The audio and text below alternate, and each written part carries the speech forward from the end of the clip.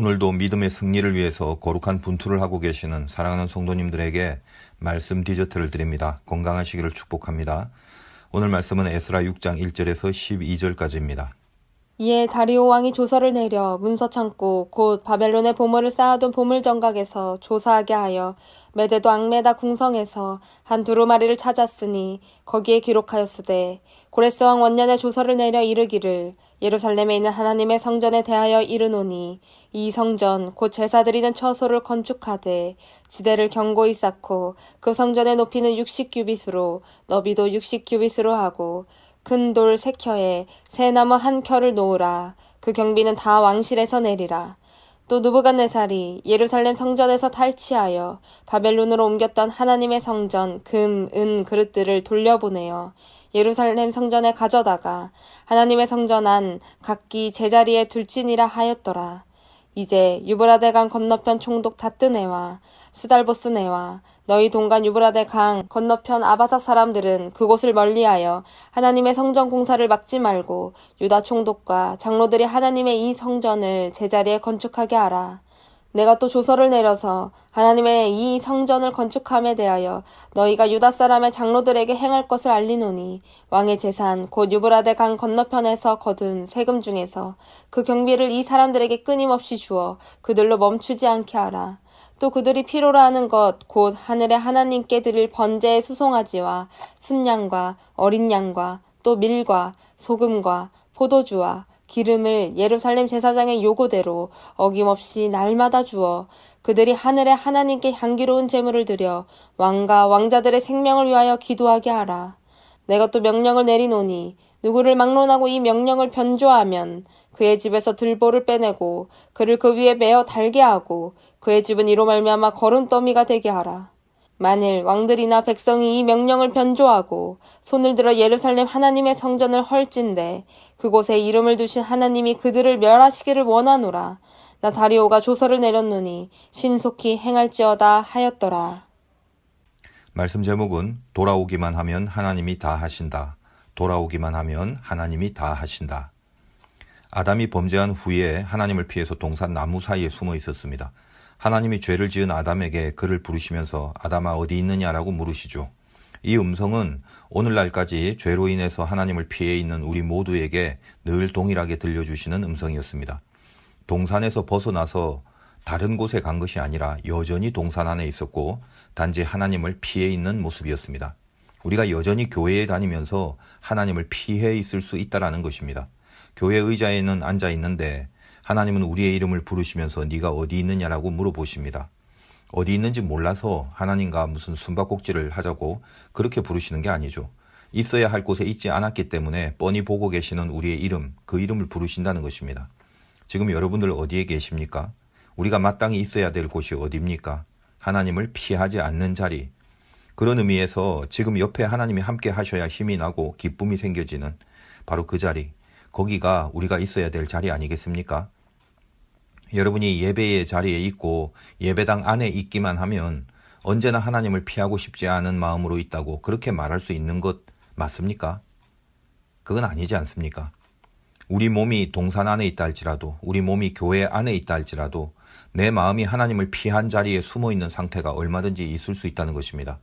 여러분의 몸이 예배하는 자리에 있고 여러분의 눈이 성경을 보고 여러분의 입술이 찬양과 기도를 하고 여러분의 귀가 지금 설교를 듣고 있는 상태라 할지라도 여러분이 여러분의 영이 하나님을 피해서 숨어있는 상태로 살아갈 수 있더라는 것입니다. 구원이 무엇입니까? 하나님이 다시 함께하는 자리로 그쪽으로 회복하는 거죠. 하나님이 여러분의 이름을 부르시면서 네가 어디 있느냐라고 하실 때 하나님 저를 그 옆에 두고 지금 어디서 자꾸 찾으십니까? 그렇게 말할 수 있는 삶을 살아가는 거 그래야만 되는데 과연 그렇게 되는 삶을 살고 있습니까? 저는 참 그렇게 살고 싶은데 정말 안 됩니다. 언제나 어디서나 임목사 너 어디 있냐 그러면 하나님 좀 집중해서 봐주세요. 제가 늘 하나님 옆에 지금 이렇게 있잖아요. 어디서 찾으세요. 늘 좀 그렇게 자신 있게 대답을 해드리고 싶습니다. 그런데 죄 때문에 그 연약함 때문에 수없이 하나님을 피해 숨기만 하고 있는 경우가 얼마나 많은지 모릅니다. 신자들에게 죄라는 것이 무엇입니까? 세상 사람들은 죄를 죄로 여기지 않지요. 세상 사람들의 죄의 공식은 그냥 안 들키면 죄가 아니다 그거지 않습니까? 그래도 그나마 무슨 선한 양심이 있는 사람들은 법과 또 윤리를 지키면서 살려고 하고, 그것을 어기면 인간의 그 양심의 가책을 받을 수는 있지만 죄를 하나님과의 관계 속에서 인식하지는 못하죠. 예수 믿는 사람들의 죄의 개념은 어떠합니까? 죄를 부인하진 않습니다. 여러분이 아무리 죄 가운데 있어도 솔직히 깊은 곳에서는 하나님이 너 어디 있느냐라고 물으시면요, 내가 하나님이 하지 말라고 하는 것을 하고 살아갑니다라는 그런 죄의식이 분명히 안에 있다라는 겁니다. 그것은 하나님이 주신 영의 그 본래적 기능이기 때문에 하나님에 대한 감각이 생겨버린 존재들은 필연적으로 그 정도의 차이는 있겠지만 무조건 하나님을 감각할 수 있게 되었다는 사실입니다. 영이라는 것은 하나님에 대한 감각이라고 그랬죠. 그래서 하나님을 피한 아담과 하와가 하나님을 피해서 숨었을 때 내가 벗었으므로 두려워하여 숨었다고 말하지 않습니까? 이게 무슨 말입니까? 감출 게 있다는 거예요. 보여주면 안 될 게 있다는 것을 시인하는 고백이죠. 그러나 하나님이 네가 먹지 말라고 하는 것을 먹었냐, 그래서 그걸 감추려고 하는 거지 라고 하셨을 때, 그럴 때 돌이킴이 생겨서 다시는 그렇게 안 하겠다고, 다시 하나님 피할 일, 하나님께 감출 일, 그런 거 하지 않겠다고 돌아와야 하는데, 아담의 말이 무엇이었습니까? 당신이 나에게 주신 그 여자가 나한테 줘서 먹었어요. 또 하와는 뭐라 그럽니까? 뱀이 꿰어서 먹었어요. 지금 이들의 말 속에 어떤 내용이 있는 거죠? 핑계를 댄다는 것은 잘못을 시인하고 그 잘못된 자리에서부터 돌이켜서 원래의 자리로 가야 한다는 의지가 없다는 말이죠. 그래서 여러분이 하나님의 자녀인가 아닌가, 이것을 판별할 수 있는 기준은 예수를 믿냐 안 믿냐라는 것이 가장 중요한 것이겠지만, 그것이 모호할 때는 분명한 판별식이 있습니다. 아주 실존적인 판별인데, 지금 내가 하나님 앞에서 죄인인가 아닌가, 그것에 대해서 스스로 답을 해보면 드러난다는 것입니다. 지금 이 설교를 듣고 있는 대다수의 성도님들은 아마 거의 대부분 정도의 차이는 물론 있겠지만 자기가 하나님 앞에 죄인이라는 사실에 동의를 하고 계실 것입니다. 그래서 일단 자녀로서의 출발선에는 전부 다 놓여 있는 것이 분명합니다. 그런데 이제 그 다음입니다. 그래서 내가 다시 이 죄의 자리에서 하나님을 피하지 않는 자리로 돌아가느냐 아니냐의 싸움이 이제 이후에 걸려 있다는 것입니다. 죄가 있다는 느낌, 그것만 갖고는 후회라고 그럽니다. 그런데 그 죄에서 다시 돌이켜 하나님 앞에 감추고 싶은 게 없어지는 자리로 돌아갈 것을 결단하는 것, 이것을 회개라고 그럽니다. 유다는 자기 죄를 느껴서 자살을 하죠. 그거는 후회라고 합니다. 베드로는 다시 주님의 자리로 돌아갔기 때문에 회개라고 합니다. 사울은 회개하지 못했고 다윗은 회개를 했습니다. 그래서 하나님의 자리로 다시 갔느냐 안 갔느냐, 결국은 거기서 갈라지는 것입니다. 후회의 자리에만 있는 게 아니라 인생을 다시 돌이켜 있어야 할 자리로 가는 것만이 구원받은 자의 회개가 된다는 것입니다. 잘 나가다가 잠깐 우리의 연약함으로 실수와 실패를 할 수는 있습니다. 그러나 그게 아니라 죄의 자리가 자꾸만 길어지면요, 힘들어집니다. 아담아 어디 있느냐라고 했을 때 이미 느껴지는 죄에 대해서 시인하고 내가 감추고 보여드리지 못할 것이 있다라는 것을 그걸 분명히 인지하고 나서는 다시 하나님을 피하지 않는 자리로 가서 감출 게 없는 돌이킴이 일어났어야 하는데, 벗은 줄은 알았지만 다시 말해서 감춰야 할 내용이 있었음을 분명히 인식하고 있었는데도 결국은 끝까지 감추는 것으로 끝나버립니다. 그래서 그들은 에덴에서 쫓겨나게 되고 하나님을 피해 있는 자리로 떨어져 버리고 말았습니다. 동산 안에서 아직 쫓겨나지 않았을 때, 동산 안에서 숨어 있을 때 승부를 냈어야 합니다. 물론 이제 이들에게 가죽옷을 입히시고 다시 생명나무를 주시기 위한 그 하나님의 깊은 구원의 사역이 시작됩니다. 그러나 하나님의 구원의 사역을 다루는 것은 그 부분은 좀 내버려 두고 우리를 먼저 한번 살펴봅시다. 왜 다시 돌아가지 않으려고 하는가? 왜 다시 돌아가는 게 그래 힘든가?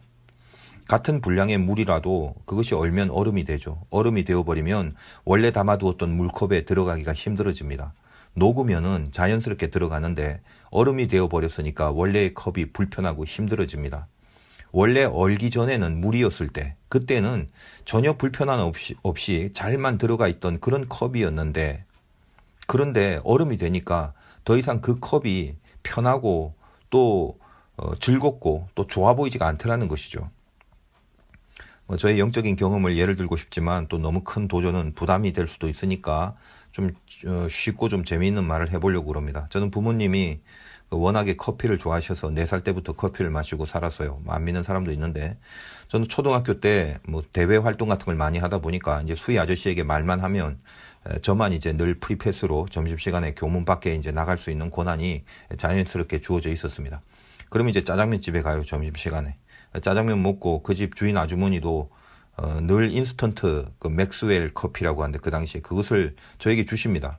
그 오차컵에 커피를 넣고 이제 뜨거운 물 붓고 설탕을 담뿍 넣어서 마시죠.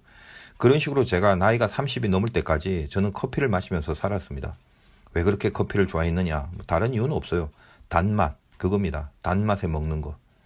제가 군목 시절에도 여성교회에서 제가 커피 좋아한다니까 그 원두커피를 내려서 늘 사무실에 비치를 해두었는데 저는 그 원두커피에 맥심 봉지 커피를 타서 역시 단맛의 커피를 마셨습니다. 부목사 시절에도 새벽기도 가는 중에 항상 중간에 커피 자판기 앞에 내려서 빈속에 설탕 뿌린 커피 마시고 정신 차리고 새벽기도를 가기도 했습니다. 이제 그러면서 한국의 드립커피, 원두커피들이 유행할 즈음에 제가 알고 있는 선배 목사님이 일산에 아주 그 커피 맛이 좋은 집이 있다고 해서 갔는데 거기서 이 케냐 더블 A라는 그 원두커피를 드립으로 마시게 됩니다. 그 집은 이제 원두를 직수입하고 그 바리스타 전문가가 상당한 커피의 지식을 가지고 있어서 제 그 커피의 기호를 듣더니 케냐 더블 A를 저온으로 이렇게 드립해서 신맛을 죽인 상태에서 마셔보라고 그렇게 권했는데 제가 인생에서 원두의 맛을 느낀 게 나이 30이 넘었던 바로 그때였습니다. 저는 그때까지 그 원두 커피를 왜 마시냐 그 쓴 걸 맥심 그 봉지 커피 그 맥심 매니아였던 제가 늘 그 원두 커피 같은 건 커피도 아니라고 말하면서 살아왔었습니다. 제가 커피를 무지 좋아한다니까 그 바리스타가 어떤 커피 좋아하냐고 해서 제가 맥심 봉지 커피라고 했더니 인상을 확 쓰면서 혼을 내듯이 그런 저질 커피 마시지 말라고 그렇게 질책을 했던 그 표정을 아직도 잊을 수가 없습니다. 마치 그 커피 세계에서는 뭐 주님의 음성을 듣는 것 같은 뭐 그런 충격이었습니다. 내가 지금까지 마신 게 이게 저질이었구나. 저는 그날부터 원두 커피를 마시게 됐고 원두 중에 케냐 더블 A 특히 거기서 신맛을 줄인 그런 드립형을 아직도 선호합니다. 모든 원두 커피의 그 맛의 베이스는 쓴맛입니다. 그런데 쓴맛만 있는 게 아니라 단맛, 신맛, 짠맛까지 커피는 이게 참 신기한 게 인간의 미각을 모두 동원해서 그래서 느낄 수 있는 그런 신비한 맛이 있습니다. 뿐만 아니라 눈으로 보는 맛, 코로 느껴지는 향, 입안 전체를 통해서 모든 미각을 골고루 적시면서 넘어가는 그 바디감, 그리고 마신 후에 남는 그 뭔가의 그 여운의 맛, 그런 것까지 이렇게 말하다 보니까 한 잔 마시고 싶은데 하여간 그 후에 제가 이 원두커피 매니아가 되었습니다. 그러면 뭐 지금은 봉지 커피는 하나도 안 마십니까? 뭐 그것도 가끔 땡길 때가 있어요. 그리고 이 원두의 맛을 들인 초창기에는 가끔 이제 맛없는 원두 커피집에서 커피를 마실 때는 이거보단 봉지 커피가 훨 낫다라는 생각이 들어서 또 어떤 때는 다시 또 몇 번 이 봉지 커피를 마시기도 했습니다. 그러다 보니까 이 원두와 봉지 커피 사이를 오가면서 이리 갔다 저리 갔다 했던 그런 시즌이 한동안 있게 됩니다. 그러다 다시 이제 일산의 그 커피집을 가면 다시 맘 잡고 또 원두에만 심취하게 되는데 분명히 쓴 게 맞는데 그 쓴맛을 쓰게 느끼지 못하게 하는 그 커피 특유의 고급스러운 그런 맛과 향이 그 쓴맛을 즐길 수 있는 그런 미각으로 조금씩 나를 이제 바꿔 놓기 시작했다는 것입니다. 뭐 말하다 보니까 괜히 커피 이야기를 해서 무슨 결론을 주려는지 논지가 흐려지기도 하는데 쓸데없는 예를 들었나 싶기도 하고 핵심은 그겁니다. 원두의 맛을 알았는데도 한 번에 봉지를 끊고 원두로 확 돌아갈 수 없어서 그 두 가지 커피 사이를 오갔던 이유가 여전히 설탕이 없는 커피의 쓴맛, 그것이 부담이 되었기 때문이었죠. 한번 맛있는 커피를 먹었지만 그 베이스가 쓴맛이라는 걸 알았기 때문에 설탕 없이 또 쓴맛을 먹어야 되나 뭐 이런 부담. 오랜 세월을 단맛으로만 마시던 커피를 설탕 하나 없이 쓴 커피를 마시려고 하니까 그 미각에 부담이 생기더란 말입니다. 근데 어떻게 극복했냐? 자꾸 좋은 커피를 마시다 보니까 이제 쓴맛이 싫은 게 아니라 그 쓴맛 안에 감추어진 여러 가지 감미로운 그런 맛의 풍미가 입안 전체에서 목넘김까지 그렇게 자꾸만 매료시키더라는 거죠. 쓴맛이 없었다면 이런 다른 맛도 이렇게 살아나지 못했을 것이 분명합니다. 왜 우리가 죄를 인식하면서도 다시 거기서 돌아오는 게 힘드냐 하면요. 이 단맛에 오래 길들여져 있어 갖고 쓴맛에 대한 부담이 있기 때문이라는 것입니다. 그냥 봉지 커피를 안 먹고 끊어버려야지. 끊는 것 자체가 목표만 돼 갖고는 절대로 끊기가 어렵습니다. 더 깊이 매료되는 원두의 맛이 있기 때문에 자연스럽게 봉지 커피는 끊어지게 되더라는 것입니다. 마찬가지죠. 죄를 끊어버리는 힘이 어디서 오냐 하면요. 죄가 주는 쾌락보다 더 좋은 것을 맛보았기 때문에 자연스럽게 죄가 끊어지는 것입니다. 밭의 감추인 그것이 보화인 건 모를 때는 그 사람은 매일 나가서 밭일하는 것이 고역이었지만 그 안에 보화가 있음을 알고 보화의 매력을 알게 되는 순간에 모든 것을 다 청산하고 그 밭을 사버립니다. 그렇게 힘들게 했던 그 밭을 다 사버립니다. 왜? 그 밭 안에 보화를 발견했기 때문이죠. 보화의 맛을 알았기 때문입니다. 제가 목회를 하다가 은혜가 떨어지고 시험이 들고 그러면 다시 회복하는 과정이 힘겹다는 것을 알게 됩니다. 지금 있어야 할 자리가 아님을 알면서도 그래서 돌아가야 한다는 것을 인지하면서도요. 은혜와 성령의 감동에 붙들려 사역을 해야 하는 그 과정, 그 내용, 그게 어느 정도여야 하는지를 제가 이미 알고 있는지라 또 그렇게 돼야만 한다는 것이 부담스럽고 힘들게 여겨지는 그런 상태가 있게 됩니다. 은혜에 붙들려 있을 때는 실제로 지금 생각하는 것처럼 막 힘이 들고 지금 말씀드리는 것처럼 그렇게 부담이 되고 절대 그러지 않았거든요. 그런데도 불구하고 자리를 이탈해서 풀어져 있다 보면 그 풀어지는 상황 속에서는 다시 은혜의 자리에 간다는 게 분명히 안 그랬는데도 불구하고 부담스럽게만 느껴지게 되더라는 것입니다. 이미 그 물이었을 때는 그 컵이 자연스러웠는데 얼음이 되고 보니까 그 컵이 힘겹고 부담스럽다고 생각이 들게 되는 것과 마찬가지입니다. 또다시 말씀을 받아내는 몸부림, 그 깊은 분투의 시간이 은혜 안에 있을 때는 감동으로 행하여진 것이 분명하건만 자리를 벗어나서 풀어져 버린 상태에서는요. 다시 그리로 돌아가야지라고 생각을 하면 이게 온몸에서 힘겨운 신호가 마구 드러나기 시작합니다. 또 선교의 자리, 또 그렇게 구제해야 되는 자리, 또 그렇게 기도해야 되는 자리, 또 그렇게 보살피고 희생하고 용서하고 감싸줘야 되는 그 자리, 다시 돌아가기에 너무너무 부담이 되는 마음으로 느껴지더라는 것입니다.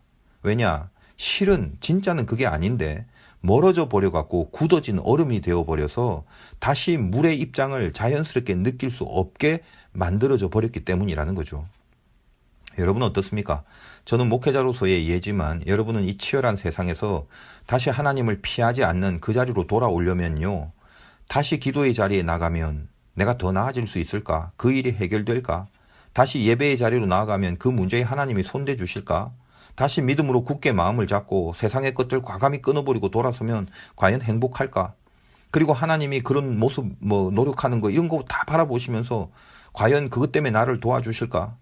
그런 모든 의심과 불안과 회의들이 아직은 왜 여전히 그런 것들이 있냐 하면요. 아직 얼음의 상태로 있어서 녹지 않았기 때문이란 말이에요. 컵이라는 신앙의 틀이 그게 행복이고 그게 은혜고 그게 샬롬이라는 확신이 안 든단 말이죠. 얼음의 입장에서는 그렇다는 것입니다. 다시 봉지 커피에 길들여져서 미각이 완전히 상실된 거죠. 단맛에 쩔어버린 거죠. 단맛만 보고 싶은 상태에서 다시 쓴맛을 본다는 게 이게 괴롭고 자신이 없는 겁니다. 그러나 한번 녹아지면 그처럼 좋은 컵이 없는데 한번 그 깊은 쓴맛의 풍미를 맛보면 좋아라 했던 그 단맛이 얼마나 저질인가를 느낄 때가 분명히 올 건데 그런 말이죠. 그래도 그 은혜의 경험들이 있다 보니까 대강 회복이 뭔지 감은 잡을 수 있겠는데 총체적으로 자신이 안 생긴다는 것입니다. 적어도 다시 돌아가기 전에는 돌아간 후의 모습에 대한 자신이 안 생긴다는 거죠. 탕자가 자신감 생겨서 아버지한테 간 게 아니지 않습니까? 아직 죄인 되었을 때 아들로서의 자격이 없어서 나를 일꾼 중에 하나로 취급당해도 그렇게 해도 좋다라는 마음으로 아버지가 단지 아버지이기 때문에 그냥 자기의 자리, 아들의 자리로 돌아갔을 뿐인데 아들로 살아갈 자신감이 하나도 없었지만 그래도 돌아간 거 그것뿐인데 어떻던가요?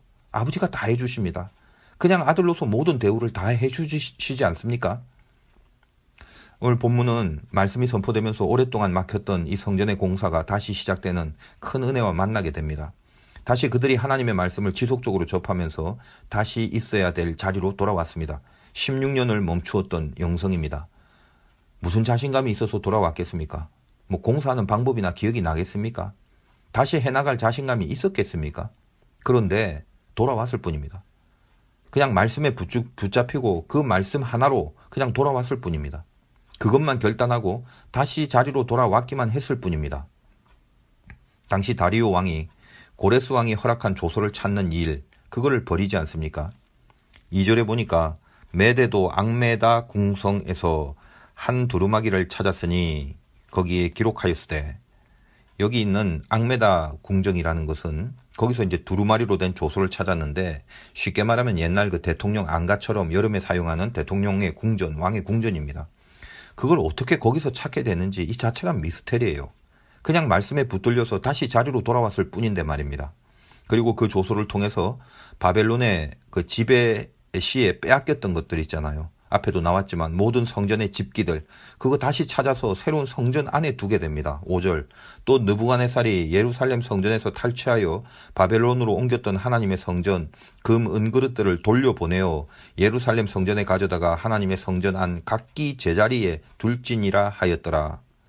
믿음이 자리를 찾아버리니까 그릇들도 제자리를 찾더라. 그리고 6절에 보니까 이제 유브라데 강 건너편 총독 다드네와 스달보스네와 너희 동관 유브라데 강 건너편 아바삭 사람들은 그곳을 멀리하여 이제껏 성전 공사를 방해하는 세력들이 있었지 않습니까? 근데 일체 방해할 수 없도록 얼씬도 하지 말라고 명령을 하고 7절 하나님의 성전 공사를 막지 말고 유다 총독과 장로들이 하나님의 이 성전을 제자리에 건축하게 하라. 성전을 제자리에 건축하게 그렇게 명을 합니다. 성전도 제자리를 찾게 됩니다. 8절 내가 또 조서를 내려서 하나님의 이 성전을 건축함에 대하여 너희가 유다 사람의 장로들에게 행할 것을 알리노니 왕의 재산 곧 유브라데 강 건너편에서 거둔 세금 중에서 그 경비를 이 사람들에게 끊임없이 주어 그들로 멈추지 않게 하라. 그 공사에 필요한 모든 쓸 것을 국가가 거둔 세금으로 지원해 준답니다. 페르시아 국회 예산 편성에 성전 공사 비용이 항목으로 들어가게 된 것입니다. 그리고 9절에 또 그들이 필요로 하는 곳 하늘의 하나님께 드릴 번제의 수송아지 수량 어린 양 또 밀과 소금 포도주 기름을 예루살렘 제사장의 요구대로 어김없이 날마다 주어 무슨 말이죠? 모든 제사에 쓸 제물들 요구하는 대로 다 주라고 합니다. 그리고 이제 10절에 그들이 하늘의 하나님께 향기로운 제물을 드려 왕과 왕자들의 생명을 위하여 기도하게 하라. 다리오는 페르시아의 왕인데 바로 자기 자신 왕과 자기 아들들 왕자들을 위해서 하나님께 기도해 달라고 합니다.